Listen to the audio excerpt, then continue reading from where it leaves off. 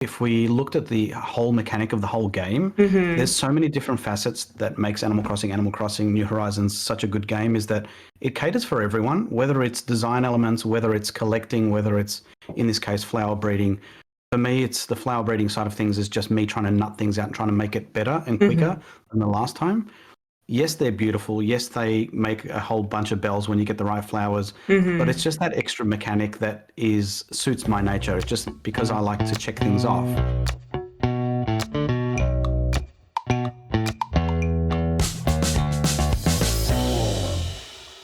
Hello, friends, and welcome to Gamers Gab, the podcast by gamers for gamers. I'm Artsy from the Artsy Gamer. I make art, I play games, and I encourage others to do the same.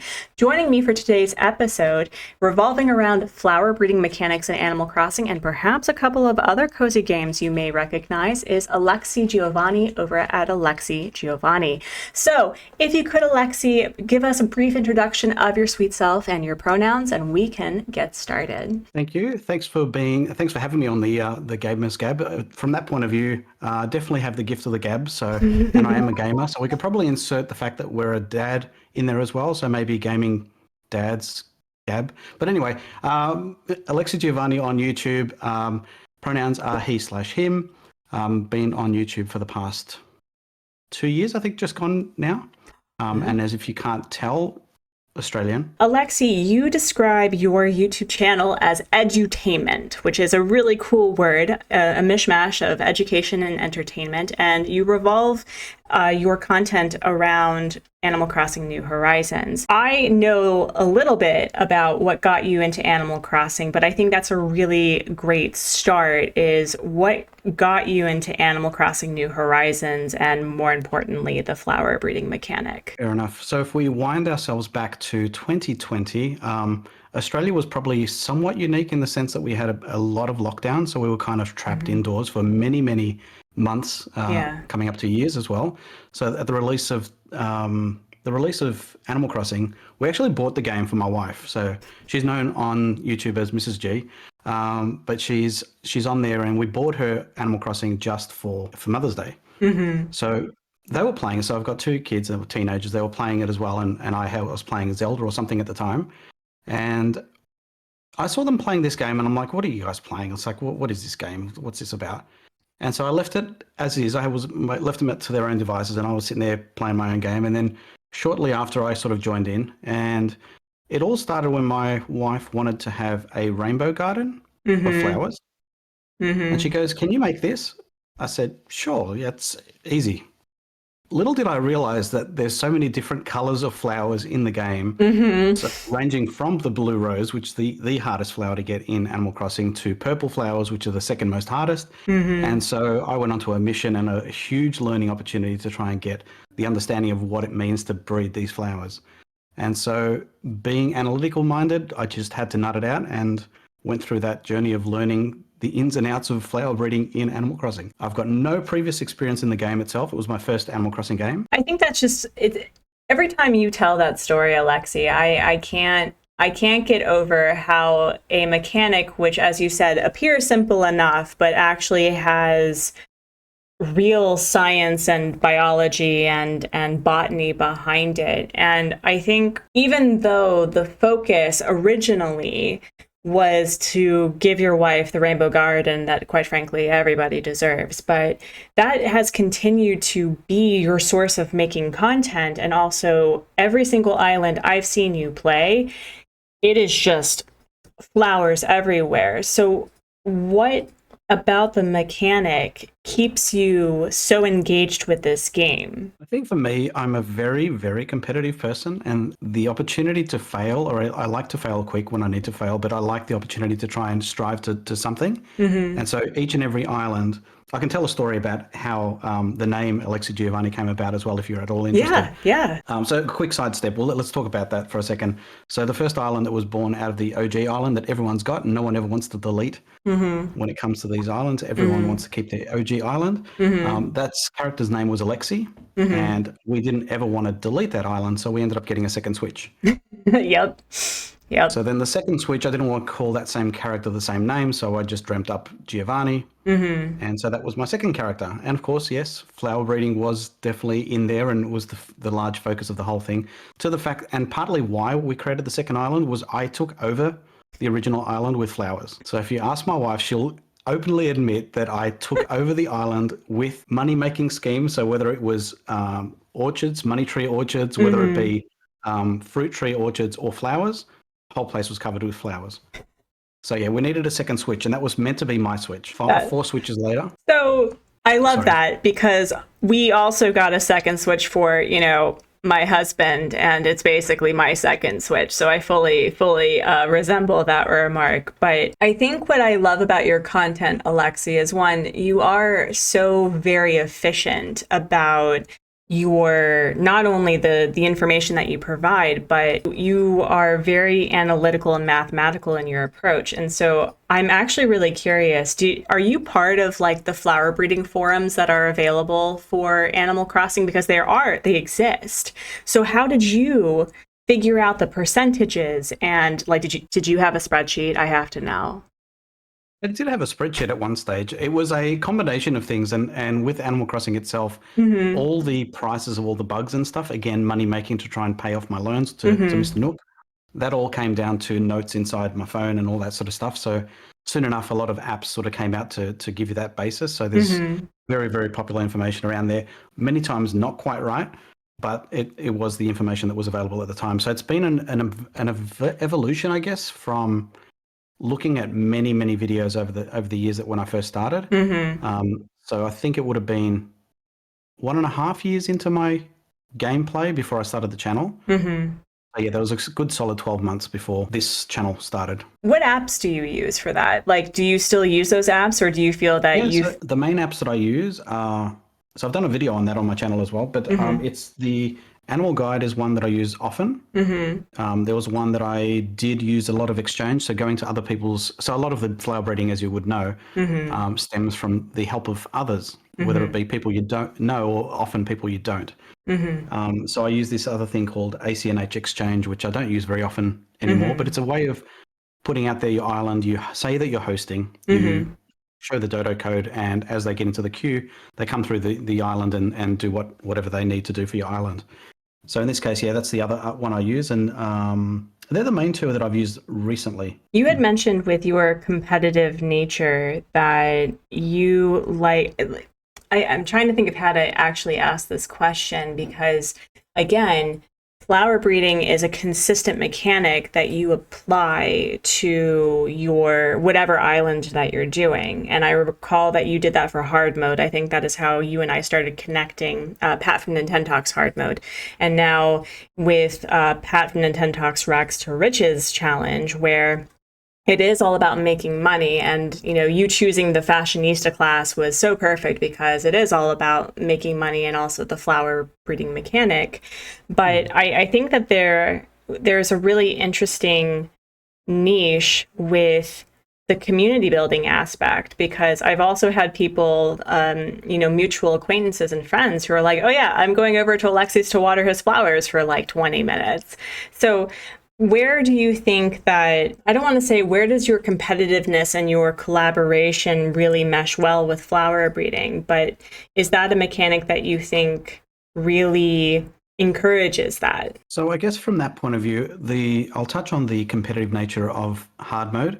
So hard mode was hard in its own right, but I had to make it harder. Like it wasn't hard enough. So I ended up dreaming my own thing called extreme mode, which thankfully one of my mods and channel members, Demo Retro Gaming, also participated with. So it was a hard mode on steroids. And so one of the expectations from my part was just to make that a little bit harder. So I had to breed, in addition to hard mode rules, I had to breed each and every color variant of flowers as well, plus a few other little nooks and crannies of bits and pieces around there. So one was had to get every single KK song. I couldn't time travel. I had to get all the Critipedia and everything. So it was that plus more. But it's just me. I'm a completionist. So without time traveling, were you able to finish your hard mode island, or is it still ongoing?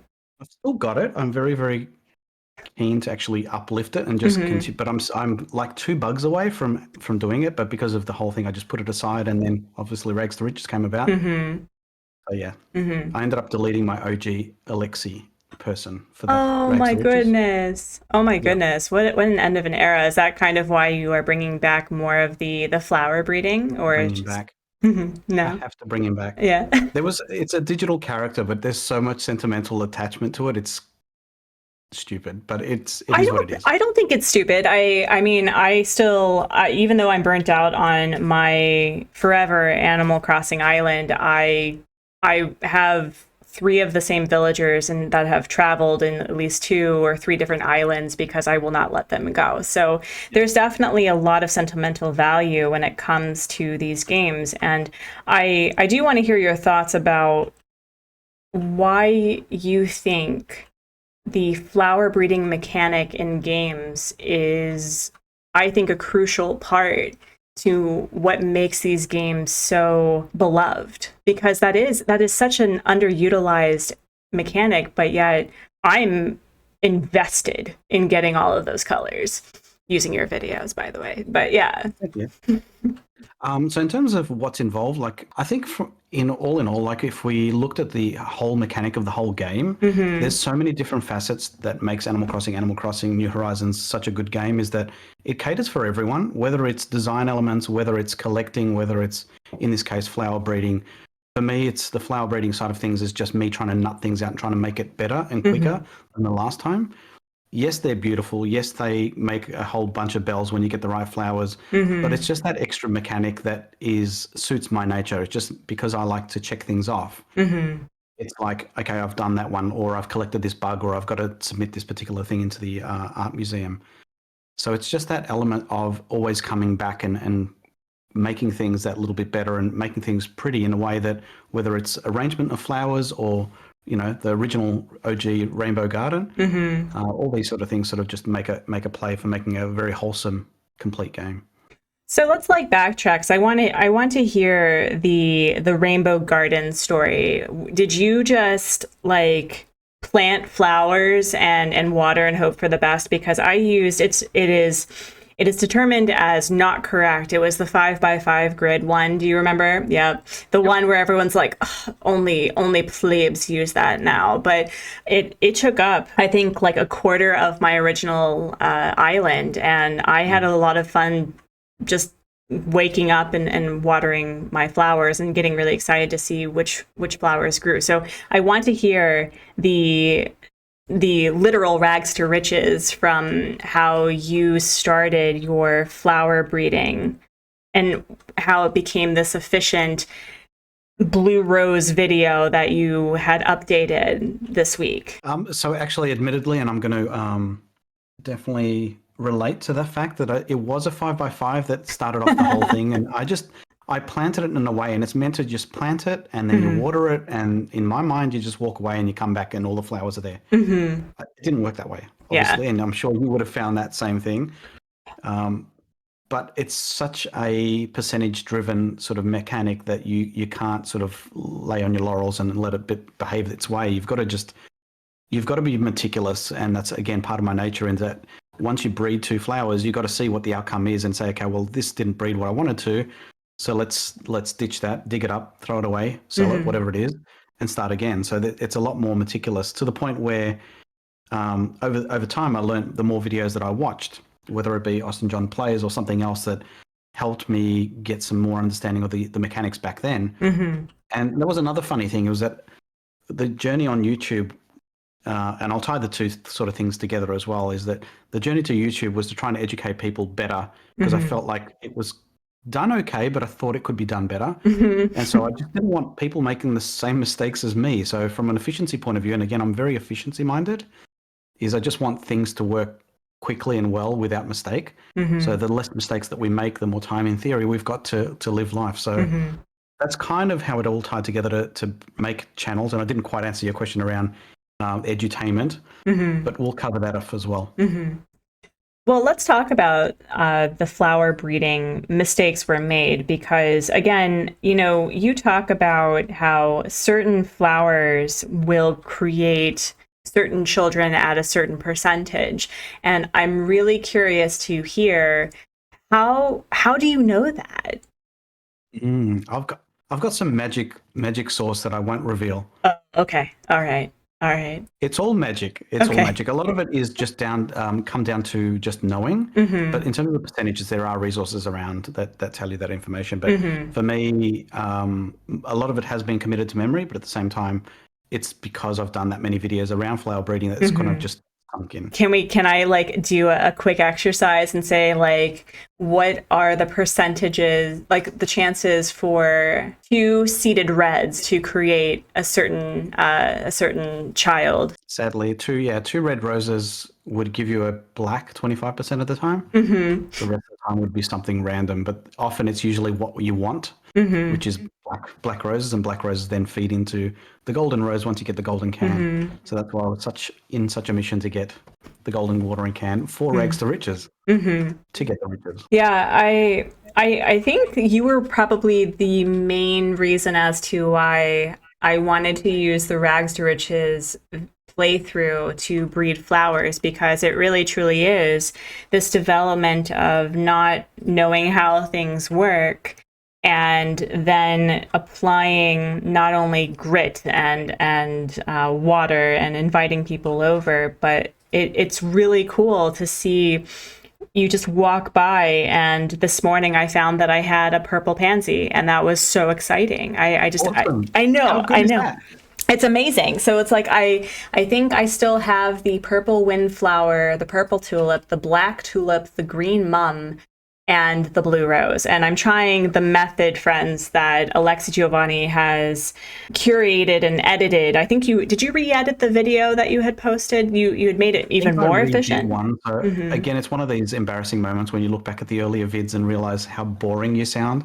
And that's from myself point of view. It just it was just what it was. I was editing, at quiet times when everyone else was either busy or quiet or whatever it was. So it was all sounded very, very hush hush. But the presentation's definitely evolved from the original one. But I think I redid that to again either touch on something a bit more pointed in terms of making the point across.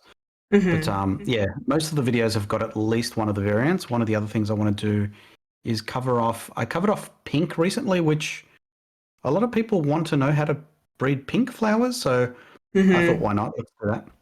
I have so many pink flowers. I did this. It's a 12 by 12 grid that I found on the interwebs that was sealed and approved by the Animal Crossing gardener forums, whatever. I do have a lot of pink flowers and orange flowers in particular. I think is orange like the most common flower to get? Orange is fairly popular, so it depends on the color variant. So orange is a seeded flower from a windflower point of view. It's the only one that is orange started, but otherwise, it needs a yellow and a red to make the orange. So it's fairly common, usually about 50% plus. Wow. Okay. If not more.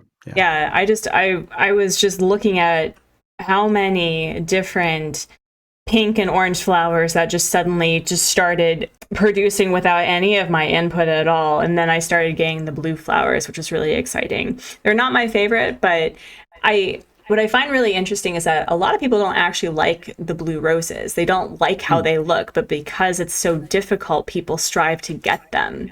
So how long did it take for you from start to finish to get that first blue rose? So I think the first time with the blue rose was on the OG island. I didn't time it, but it did involve a lot of paying visitors at least 99k each visit to water my flowers.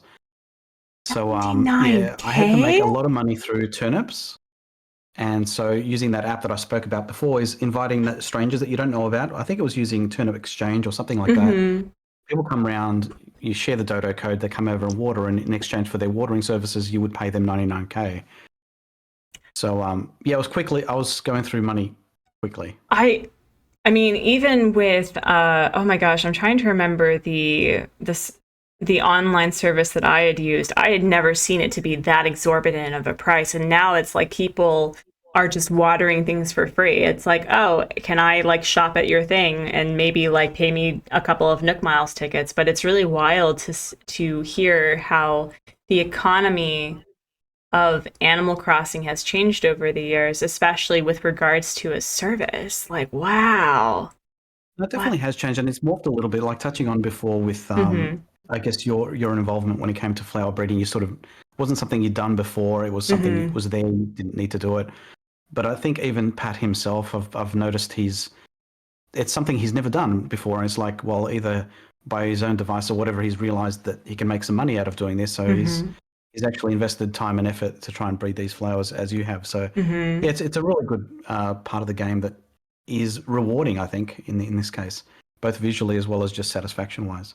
For sure. I think I will say that if and when I create this blue rose, or really just any of the flower breeding that I create, it's definitely going to be this. I think I will have to personally like put a fence up and be like Artsy's first blue rose or something, because the amount of work and effort that it takes to do this simple mechanic it's really wild to me how undervalued it appears to be, but also how crucial it is for designing an island.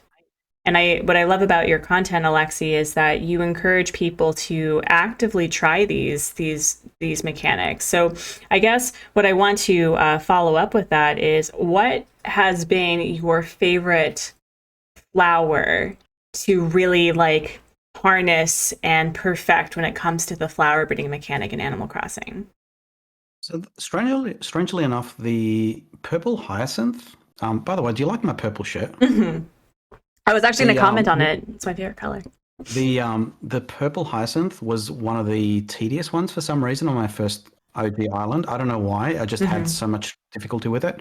Sprawled across the whole island trying to get this purple hyacinth, but it was just like so close, and it was just so close to be able to touch, but it all kept on getting away from me.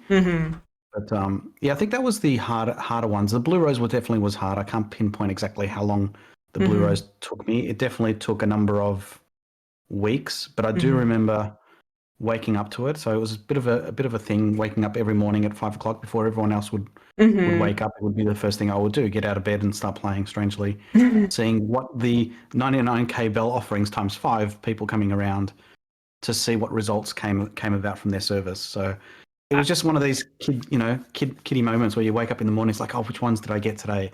Yeah, And so you have to go through shovel after shovel, digging them up, throw them out.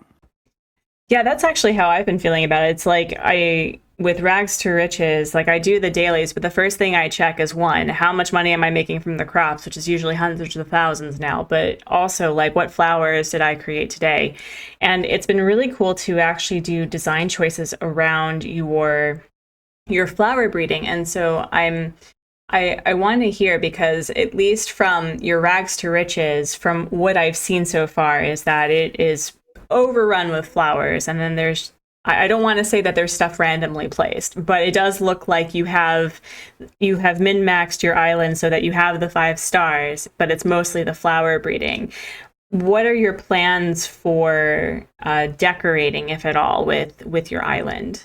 Yeah, so the interesting part about flower, I've got Mrs. G laughing inside. I don't know if she's watching along, but anyway, she's so in terms of the flowers themselves all contribute to the rating of the island. So that it's quite quite a deliberate decision to have flowers on the island, because it's incidental points towards your rating.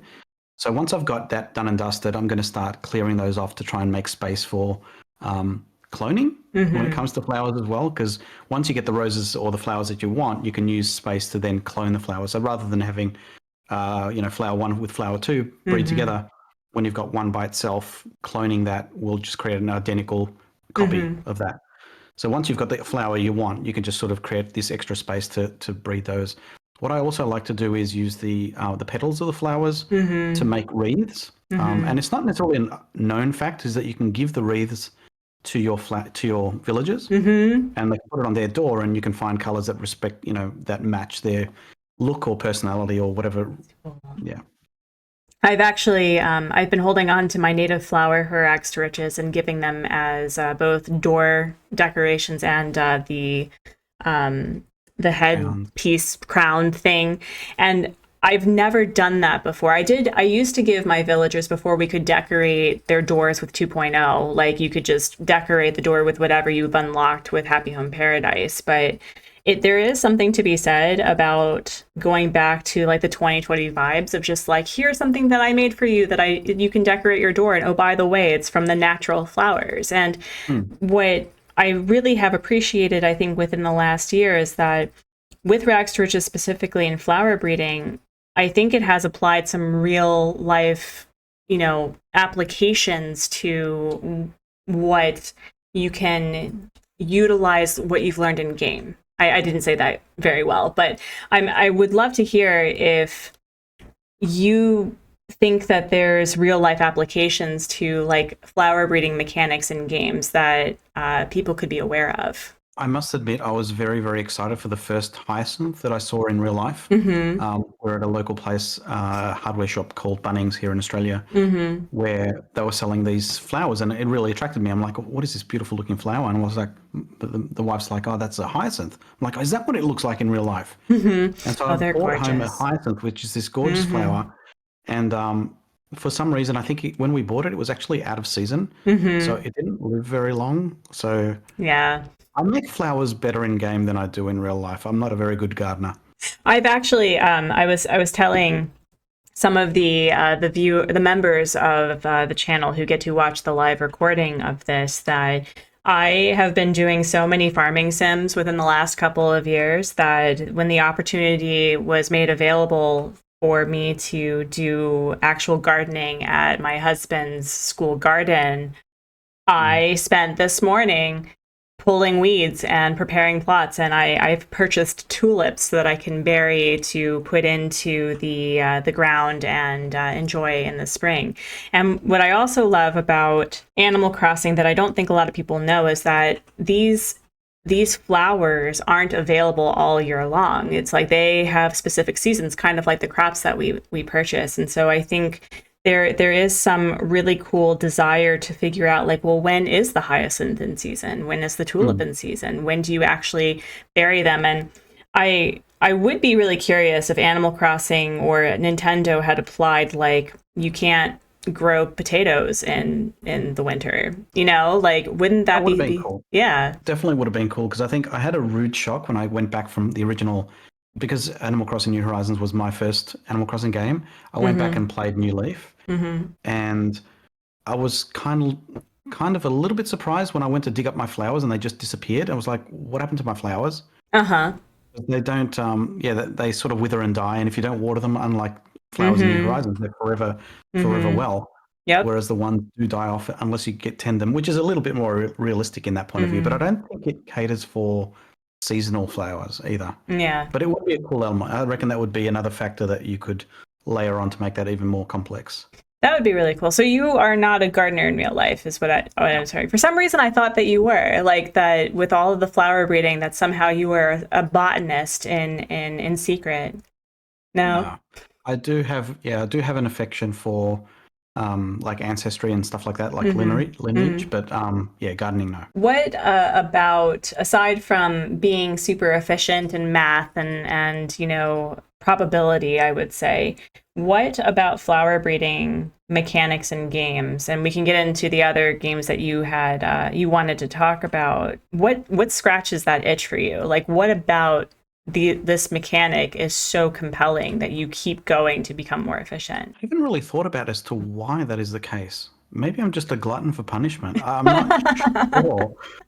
Because no one in their right mind goes and does blue flowers 5 times over, because this is the 5th time I've done it. And okay, so let's talk about the blue rose then. I mean, at least in the older games, blue and pink and all these different flowers you can just purchase directly from the stores, especially in Animal Crossing or Debutsu no Mori. I can never pronounce it, but it's like you can buy just blue flowers to plant in your town. And so I really wonder, like, and I should probably research this, but the blue rose is not available in other games, is it? I'm naive a little bit to the other games offering. So the only ones I've really played is New Leaf. I started to play Wild World, a wild world. I don't think I got to the point of any flower breeding, but I'm not entirely sure. Yeah, and so I'm really curious, like, how people just discovered the blue rose. You know, I mean, I know that we have data miners where there's these things that are available in the game with its zeros and ones and pixels and codes and whatnot, but it is really surprising how this mechanic is so complex and so, I would say, underappreciated, especially with the fact that there are games, you know, within the farming sim genre that the math or the efficiency of your crops is actually part of the gameplay. So what other games have you played or that you know of have a really interesting flower breeding mechanic that you want to get into?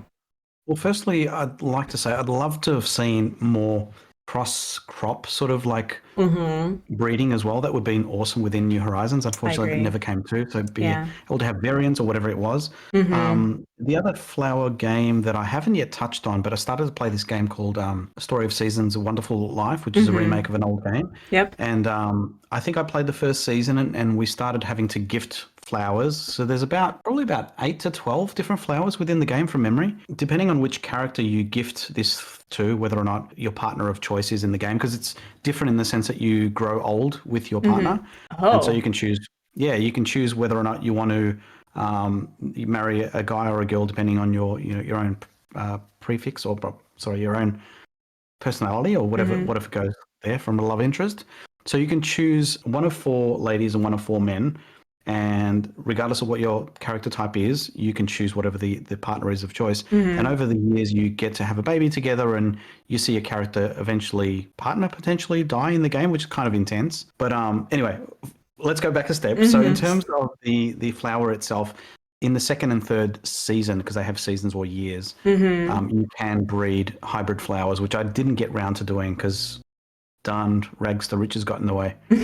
I was incorrect when I was talking to people about Breath of the Wild, but is there a flower breeding mechanic in Tears of the Kingdom? Because you touched on that.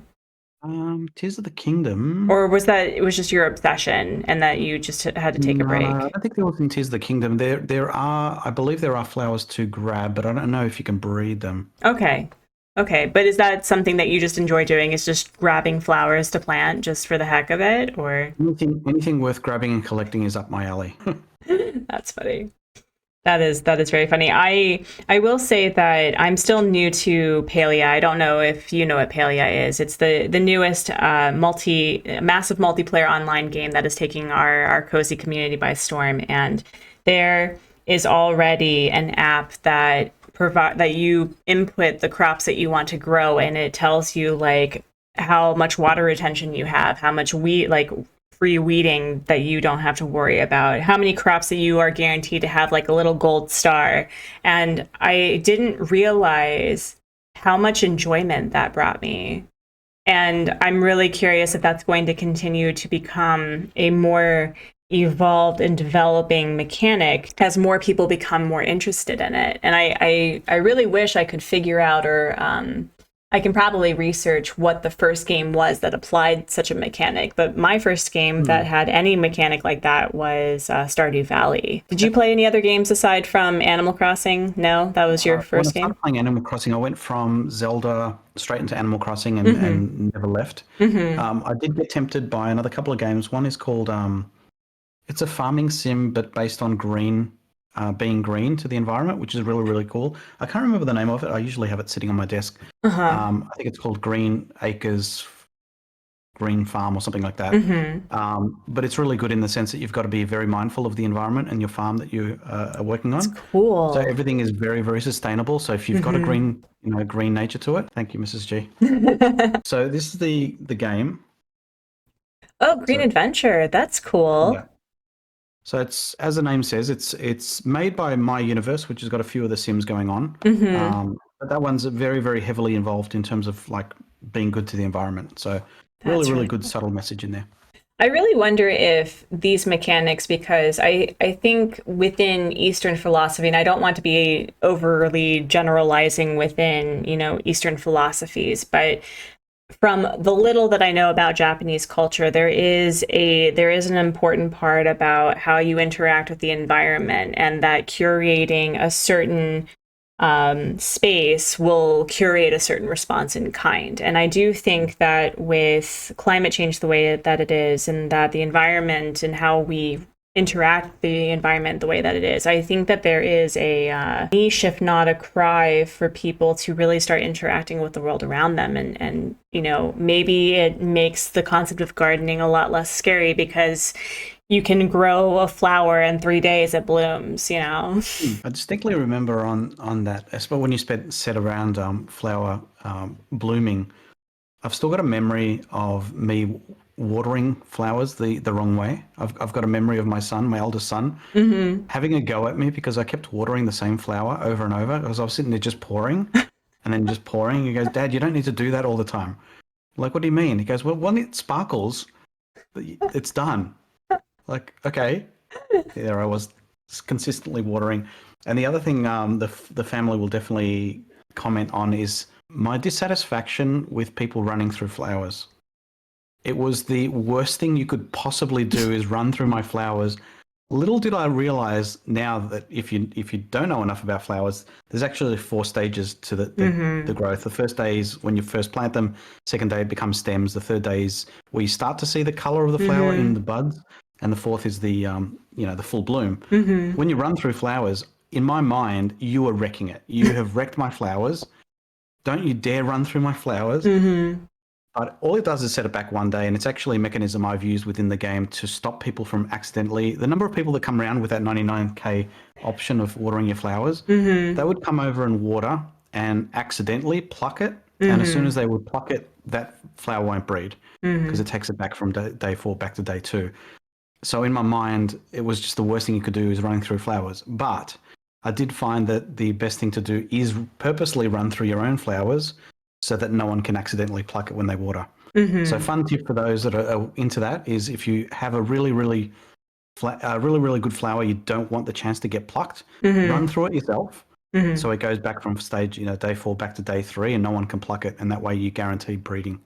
So with running through it, it just sets you back a day, but plucking sets it back 2 days. Correct. I'm just amazed that you know that, because I did not know. I just thought that, it just sets you back. Because I also notice, and maybe you can touch upon this too, that when I visit your island sometimes for watering, or we can even get into the bug off that you had hosted for Rags to Riches, where people had to run through it to catch bugs. It's like, how do you use the mechanic for either running through flowers or plucking things to get the breeding layout that you want for your island? Like, did you just pick and choose, or is there like a strategy?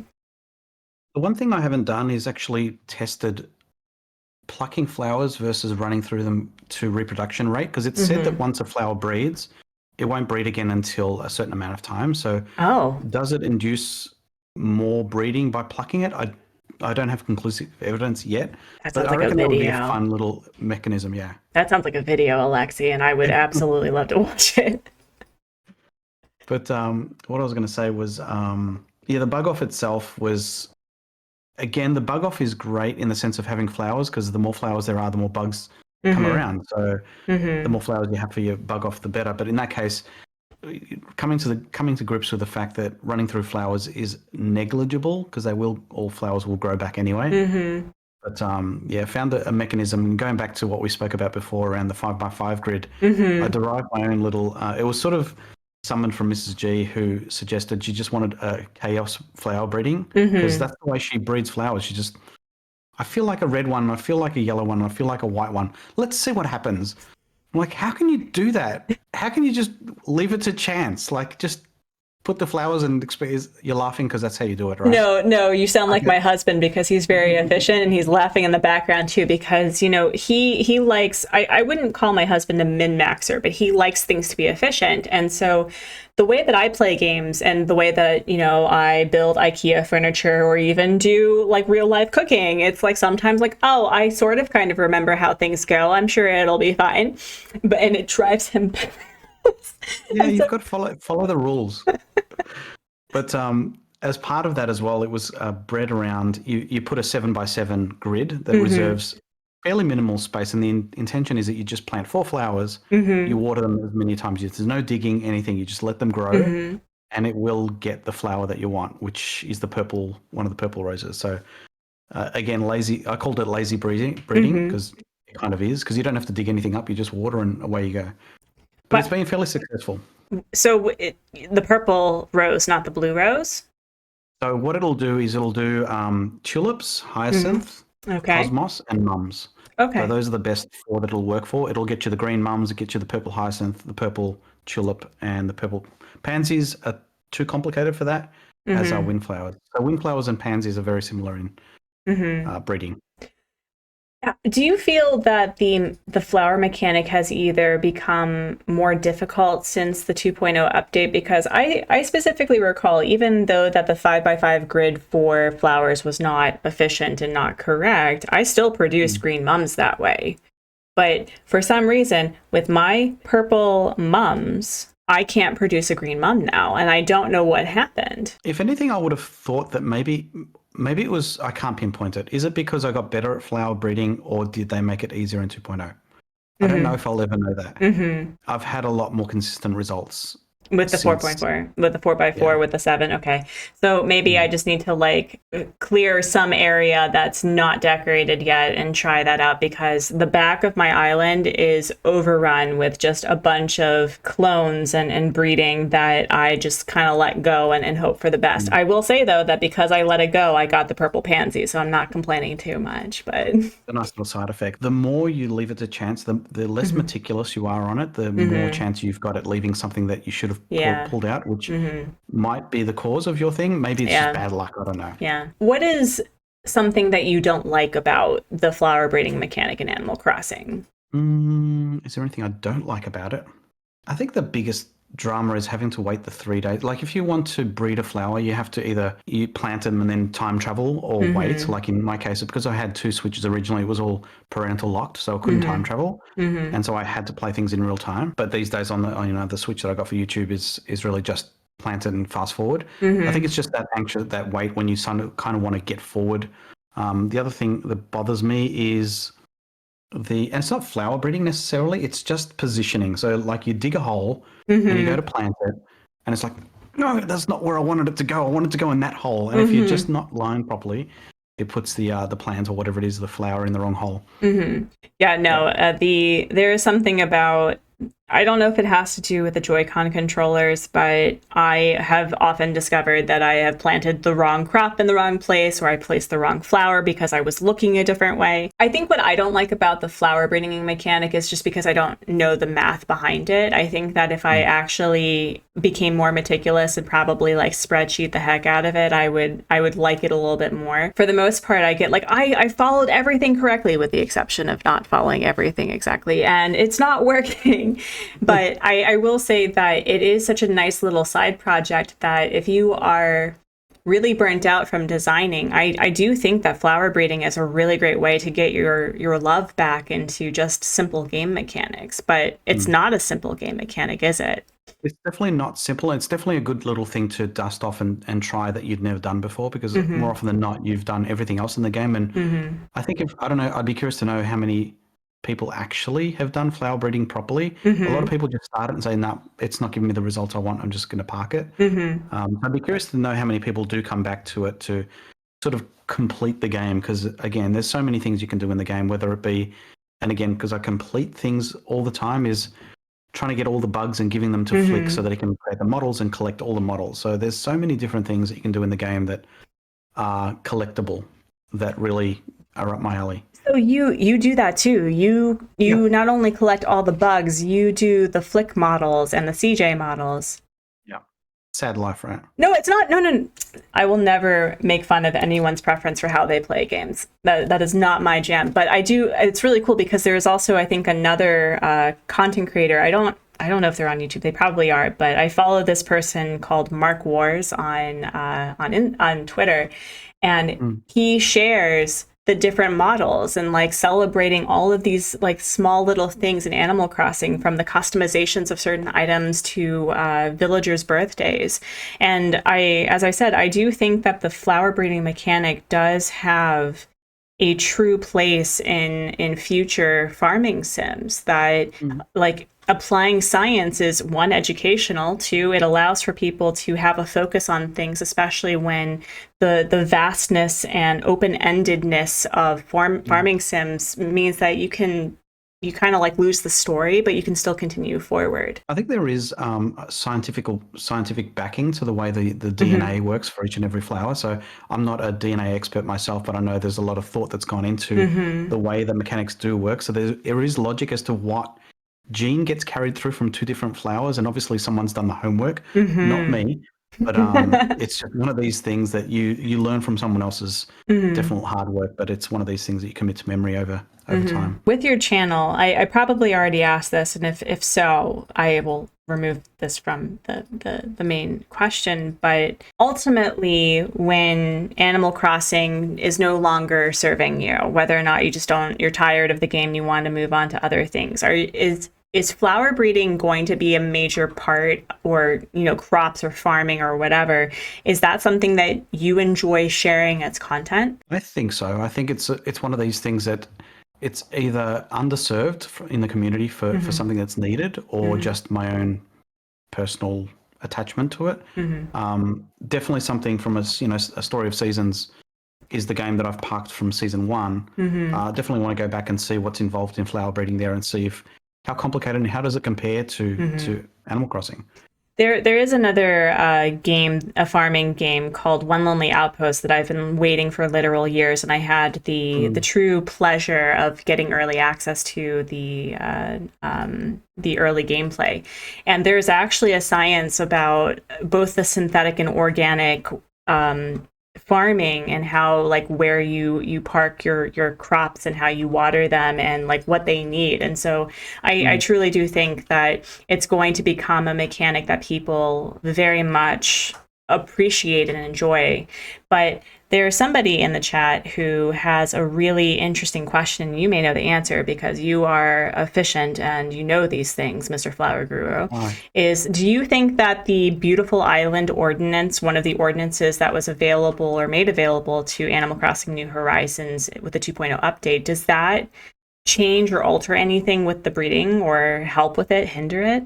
Not that I know of. Admittedly, I've just lifted that. I went from the Bellboom Ordinance to the Beautiful Island just because I wanted to get prices back to normal. Yeah. But what was interesting is I've never really enacted that before, and it did prompt me earlier today. It said, weeding will be taken care of by your villagers, watering will be done. And what's funny is, I don't know if it's just me, but it feels like my villagers are always watering. So I catch them every so often just sitting there. I'm like, oh, so cute. Look at them watering there. But I think, as far as I'm aware, all that does is mimics rain or you watering. So it's just another layer of help. I don't think it makes it any better chances wise. The only ordinance that I've ever done at this point was like the early bird, because I'm always up early. I play Animal Crossing with my son, and so it's like we like to go to the stores and all that. But I did notice that with the Beautiful Ordinance, that it seemed that my flowers were growing a little bit more, like they were cloning more, but I wasn't seeing much in the way of like actual breeding with like crossbreeding and colors. It was mostly like there is one red pansy, and then a couple of days later there were 7 red pansies, and I was going, oh no. Was that actively watered by yourself as well? No, it was in the it was like in one of the areas that I had like left alone, because my island, for rags to riches, is kind of party design in the front, all money in the back. It's like the backwards mullet of an island. And so that was just part of like the original native flowers that I kind of just let go. And then I did the ordinances, and I came back going, oh, there's a lot. And like there wasn't any rain or anything, as far as I know. Yeah, it was, I would love to have you Alexi Giovanni it with like a video of, does this ordinance actually do anything for flower breeding? Because that would be really cool. I'm happy to take on the challenge. I mean, you said the challenge about the Stiletto Island, which I've done. It's so good. It's so good. His flyover is this beautiful terraformed waterscape stiletto in the center of his island that has it's gold roses, and Mrs. G had said to put the red roses at the heel. That was very clever. It was good. Yeah. That was really good. So, now, definitely a challenge, because during one of the streams, obviously, the island itself, for those that don't know, the island is called Stiletto, given that I'm a fashionista. So we styled an island that was just placed there organically and styled it to be a stiletto. I've never really done terraforming in an artistic way before, so thanks for the challenge. Yeah, no, it was very good. I feel that challenges like these, and I don't want to give Pat a complex, because he's already a great person. Don't want to add and inflate, but I will say that these challenges, and if people want to watch that episode on Pat's discussions of creating challenges like in Animal Crossing, I will say that it really does truly breed the desire for doing things differently. Like, I've never done Bell Boom before as an ordinance. I've never made it a point to make a lot of money consistently, instead of just like going to a treasure island or not really caring about the mechanic in general. And now all of a sudden I want to plant tulips in real life, and I have no idea how that happened. It is addictive that way, I guess. Having some flowers around the place definitely lightens up. But if you've got that cross pollination between game to real life, it definitely can plant a seed, and pun intended, for that sort of stuff to bring some color into real life, because it's definitely something you can look out. And Mrs. G loves putting out the the pots of color around the place, where you look out a window and you can see some nice little mini pansies. Yeah. Is there, and if the answer is no, that's okay. I was just really curious if there were any upcoming games that you were looking forward to that may perhaps have a flower breeding or a crop efficiency mechanic that you were looking forward to trying. You're asking if there is any that I'm looking forward to? Yeah, if there's like an upcoming game that, has mentioned a flower breeding mechanic. I haven't heard of anything, and I know the Paleo has taken everyone by storm at the moment. I'm resisting the urge. I think Mrs. G will lose me forever, but it's one of these things that it definitely looks entertaining from that point of view. So there's definitely some challenges there that I could sort of take on and maybe do some content on. I truly do think that the content that you've decided to do with Animal Crossing is, one, incredibly unique, but also just the way that you share information. It's like you've created this very inefficient and kind of easy hand-holding sort of thing for what seems to be a very daunting mechanic. And I think that's one of the joys of just like cozy gaming and content creation, is that you've found this really beautiful niche, Alexi, that encourages people to do something, like to rise to the challenge of like, I want to be competitive, but not like competitive with other people. I just want to see how efficient I can make it. It's a personal challenge. It's very similar to golf in a way. You're just playing you against yourself or the course. There's no one else involved. You don't have to beat anyone else in terms of the flower breeding, but it's just that personal goal and mission that you can sort of set for yourself, whether you're that way minded, definitely can help. And yeah, from the edutainment point of view, it's just a matter of putting out content that is educational but entertaining at the same time. So I don't want a really boring flower. Who wants to watch a boring video of how to breed flowers? It's boring enough as it is. So let's make it a little bit more fun and exciting. So I still every time that you come into streams, it's a little bit Alexi. Like, oh my gosh, friends, if you have not seen that amazing video, you need to check out Alexi's introduction of himself. It's amazing. But Bailey, also in the chat as a members only perk, did say that Fae Farm does have a flower breeding mechanic. Are you interested in playing Fae Farm? I have seen it there. I think it's officially, is it pre-order now? Because I think it's officially out on the Switch in 2 weeks. Yes, I think it comes out the first week of September, I believe. So 2 weeks. Yeah. I would be really interested to see how you play Fae Farm, if like just focusing on the flower breeding mechanics, never mind romancing the cute little wizard person who apparently is not romanceable and everyone's very upset about it. But like how would you apply the same flower breeding mechanics of Animal Crossing to other games? Sounds like an opportunity. I definitely will check it out. I think it's Is it available digitally, or is it available to some? Because I know I did see that Peyton got a copy of it. At least Pat mentioned it as well. Try to stay off. I'm trying to be impartial to the, but I will probably check out the video to see what it's about. It's available September 8th, according to people who are more well in the know than I am. I have been trying to, like, you know, not purchase all the games and play them maybe perhaps one time. Understandable. Yeah. So, Alexi, as we drive this conversation to a close, I wanted to ask a couple of things. What would you tell somebody who has never seen your videos, probably aside from watching your videos, but like if they want to get into flower breeding, what would you encourage them to really consider first? What I'd recommend to most people starting out who have never done it before is really just focus on 1 to 2 flowers at a time. I did not do think that. I gave you that advice as well. You did. Because there's definitely those 12 by 12 grids, which are, again, efficient, but they will mess with your head because there's so many variants that come out that you've got to be so vigilant on making sure you dig the right ones up and you don't throw the wrong ones out. So if you focus on just, I've broken it up into like what's simple and doesn't mess with your head. So things like the pansies and windflowers are a great pair because they breed very similar. Hyacinth and tulip are very similar, so they're great little pairings to do. Blue roses, its own little mission, so do that last maybe, or do it first for the long haul. And when it comes to the others, pansies and windflowers it's probably second hardest, I think. Okay, well, that's good to know. Cosmos actually can be quite a difficult one as well. So the black cosmos can pull a few people's hair out. Yeah, no, I finally got one. I have one. Yep. And I'm holding on to that like a goblin. So I'm still looking forward to when I finally get the black tulip. I don't think I'll be decorating with them, but just to say that I did is going to be really fun. The black tulip, all the black variants are definitely popular, and orange for that matter, especially during Halloween. But the other fun fact as well, if you didn't already know, is selling flowers at a certain price once you pluck them, because they obviously regenerate and regrow.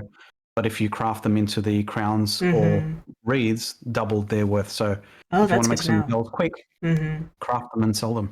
Yeah, that's really good to know. I have not done that yet. I've mostly been just treating them as gift giving. But as I said, like it's a mechanic that I know existed, and I had a fun time just like trying it in 2020. But with challenges like these, and I think your approach to really emphasizing that it is such a fun thing to do. It's like I enjoy it, and it's something that I really hope that when people watch your videos that they feel empowered to try these new things, because your videos are like 5 minutes.